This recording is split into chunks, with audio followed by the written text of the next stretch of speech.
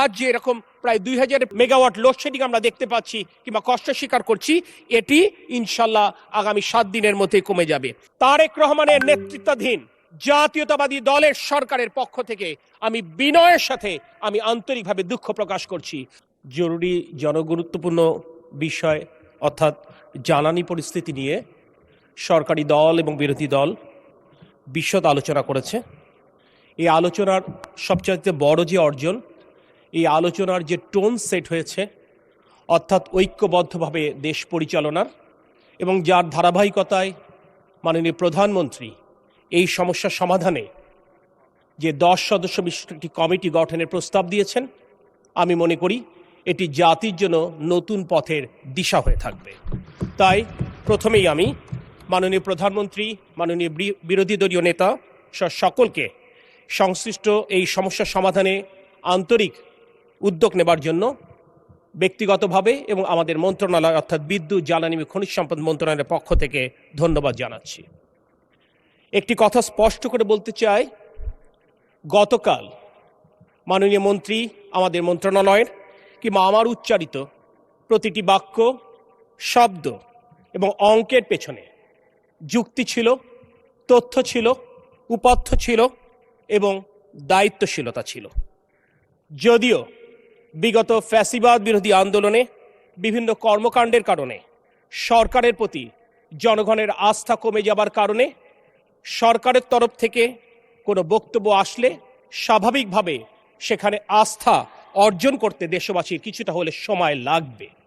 কিন্তু মাননীয় মন্ত্রী গতকাল স্পষ্ট করেছেন, আমরা আমাদের শপথের মর্যাদা যেমন রাখতে চাই, ঠিক তেমনি এই পবিত্র মহান সংসদের মর্যাদাও আমরা অক্ষুণ্ণ রাখতে চাই।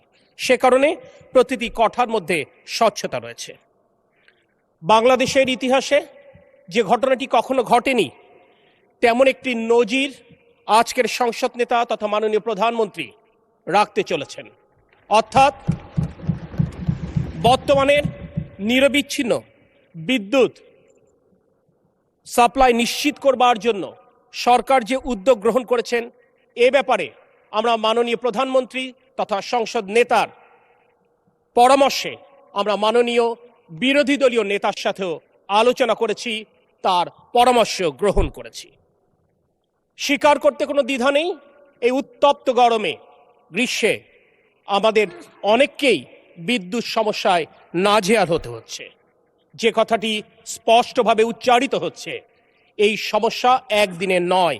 এই পুঞ্জীভূত সমস্যার দায় কোনোভাবেই বর্তমান নির্বাচিত সরকার কিংবা কারণ নয়, এটি বিগত ফ্যাসিস্ট সরকারের অব্যবস্থাপনার দায় আমাদের সকলকে নিতে হচ্ছে।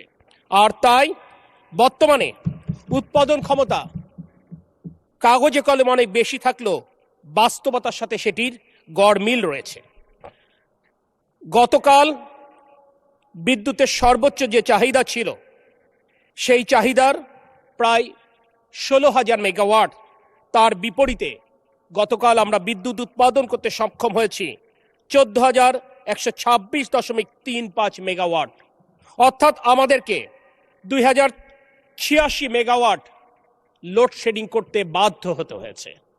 এবং এক্ষেত্রে একটি নীতি এই সরকার প্রথম থেকে গ্রহণ করেছিল, যেহেতু ফসল ওঠার মৌসুম, অর্থাৎ কোনোভাবেই আমাদের কৃষকেরা যেন ক্ষতিগ্রস্ত না হয়, অর্থাৎ ফসলের ক্ষেতে সেচের জন্য পর্যাপ্ত ডিজেল এবং বিদ্যুৎ নিরবিচ্ছিন্ন রাখবার নির্দেশনা মাননীয় প্রধানমন্ত্রী আমাদেরকে দিয়েছিলেন।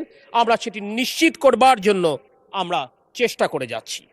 এরপরেও দেখা যাচ্ছে পর্যাপ্ত জ্বালানি সরবরাহের অভাবে হয়তো বা কিছু কিছু জায়গায় লোডশেডিং হচ্ছে।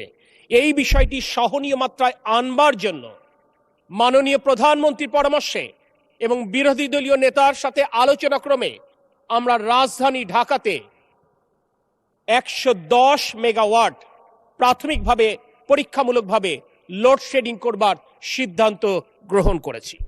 আমরা মনে করি শহরের মানুষ আরামে থাকবে এবং গ্রামের মানুষ অর্থাৎ খেটে খাওয়া কৃষক কষ্টে থাকবে, এটি কোনোভাবেই কাম্য নয়। কারণ জুলাই অভ্যুত্থানের চেতনা ছিল বৈষম্যহীন বাংলাদেশ। তাই সমাজ অর্থাৎ শহর এবং গ্রামের মধ্যে কোনো বৈষম্য থাকতে পারে না, এবং সেই বৈষম্য মুক্ত করবার জন্য আমরা শহরেও প্রয়োজনে লোডশেডিং এর সিদ্ধান্ত নিয়েছি, যাতে করে কৃষকেরা তাদের সেচের জন্য পর্যাপ্ত বিদ্যুৎ পেতে পারে। এ ব্যাপারে একটি কথা না বললেই নয়।